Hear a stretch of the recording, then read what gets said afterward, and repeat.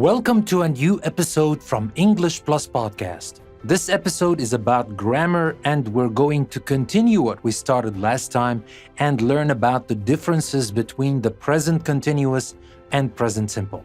So now, without further ado, let's start right with what we want to talk about this episode. Now, last time we talked about the basic differences between the present simple and the present continuous. We said that we use the present simple for habitual actions or things we do in general, while we use the present continuous for things we're doing at the moment of speaking. But this time we will talk about some details that are relevant to some verbs, and especially we will start talking about what we call stative verbs. Now, we use continuous forms like I'm waiting, it's raining, etc.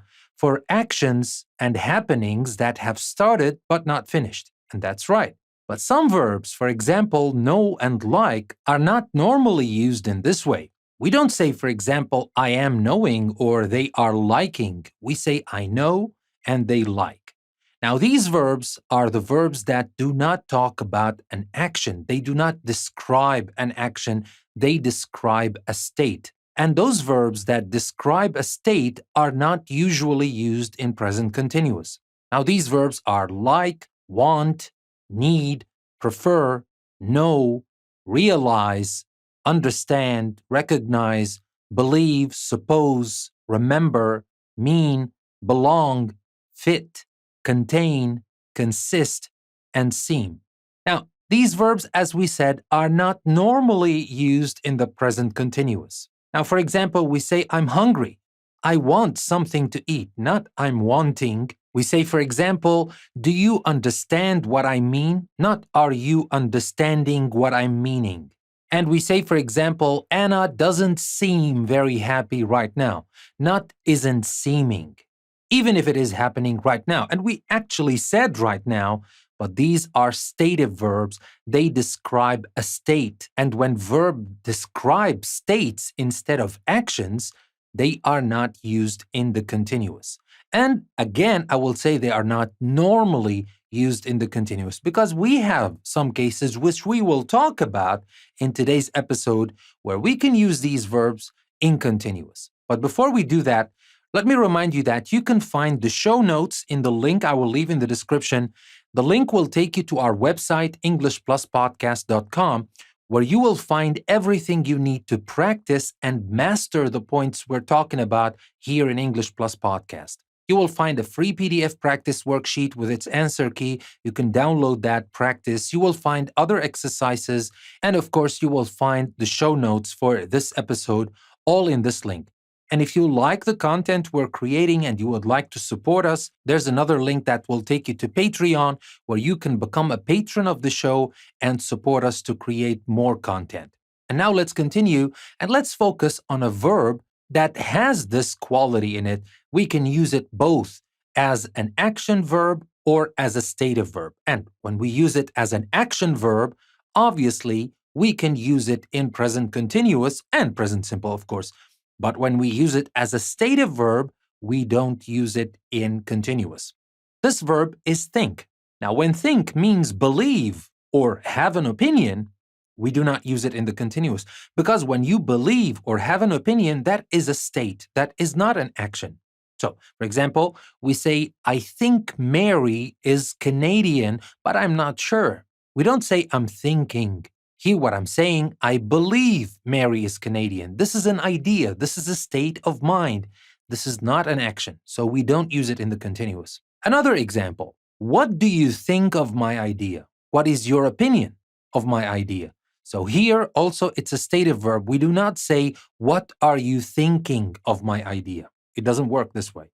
But when think means consider, the continuous is possible. Of course, you can still use the present simple if you want, but the continuous is possible. For example, we can say, I'm thinking about what happened.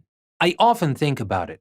Now, I often think about it, that's present simple. We're talking what I usually do or what I often do, but I'm thinking about what happened right now. I can use the continuous here because think in this example means to consider, which is an action.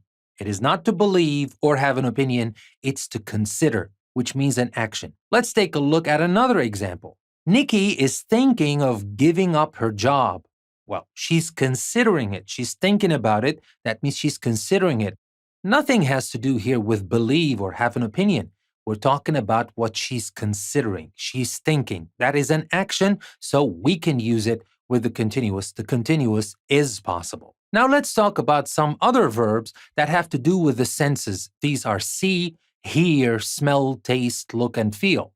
Now, we normally use the present simple, not continuous, with see, hear, smell, and taste. Like when we say, do you see that man over there? Not, are you seeing that man? And when we say, for example, the room smells, let's open a window. Or when we say, this soup doesn't taste very good, not isn't tasting very good. Now, we can use the present simple or continuous to say how somebody looks or feels now. Like when we say, for example, you look well today, or you're looking well today. Both are fine, both are possible. But don't forget, the present continuous is possible here, but you have to be talking about something that's happening at the moment of speaking, not in general. When you speak in general, stick to the present simple. Another example, how do you feel now? Or we can say, how are you feeling now? Both are possible. But again, as I said, when you talk about things that happen in general or usually, stick to the present simple. For example, we say, I usually feel tired in the morning, not I'm usually feeling. All right? So that leaves us with one point I want to talk about in this episode, and that is when we use am, is, are, being. Now, this might sound a little bit strange, but it is correct and it is used a lot. And it has a very special meaning that you will find very useful. Now, you can say he's being or you are being, etc., to say how somebody is behaving now. For example, we say, I can't understand why he's being so selfish. He isn't usually like that. So here, we're saying he's being selfish, and here we're talking about it this way. We're using am, is, are, being to talk about a way this person is behaving that is not usual. He's being so selfish. That is a kind of a temporary thing, a temporary kind of behavior, something that I find strange. That's why I said, I can't understand why he's being so selfish. So here, being selfish, it doesn't have to do with the meaning of be alone. It has to do with the meaning of behaving selfishly. Now, so it is an action, and we can use it in the present continuous. Another example, one person says to the other, the path is icy, don't slip. And the other person says, don't worry, I'm being very careful. I'm being very careful. That means I'm behaving in a very careful way. Now let's take a look at kind of the same examples, but in a place where we can't say he's being or she's being or we're being. For example, if we say he never thinks about other people, he is or he's very selfish. Now here we're talking about this person in general. We're not talking about how he is behaving at the moment, so we don't use the continuous. We cannot say he's being very selfish because the meaning here that he is selfish generally, not only now. Another example, I don't like to take risks. I'm a very careful person. We don't say here I'm being a very careful person because I'm talking about myself in general, about how I think or how I behave in general. I am a very careful person. I don't like to take risks. So here we cannot say I'm being very careful. Now, we use am, is, are, being to say how a person is behaving. That means doing something they can control now. But it's not usually possible in other situations. And that is very important because, yes, it is a very useful expression and a very useful structure you can use in English, but don't use it everywhere. Use it to talk about how a person is behaving. And behavior is something they can control. So we don't say, for example, Sam is being ill. Sam is ill, because that is not a way of behavior. That is something, that is a state actually. He is sick. He is ill. He does not have control over that. It's not a kind of a behavior or something like that. Or when I ask you, are you tired? I can't say, are you being tired? because you're either tired or not. That's a state. There's nothing that has to do with behavior or something you can control. So that being said, that will be everything I wanted to tell you about the present continuous and the present simple.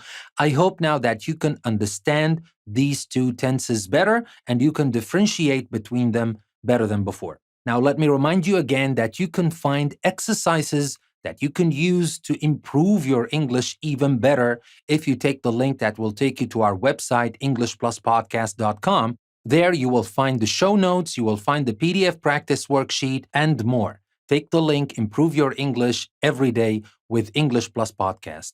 And remember, if you like the content we're creating and you would like us to create more content, go to Patreon and become our patrons and help us continue this journey of helping everybody around the world learn English for free. Now, that being said, let me thank you very much for listening to another episode from English Plus Podcast.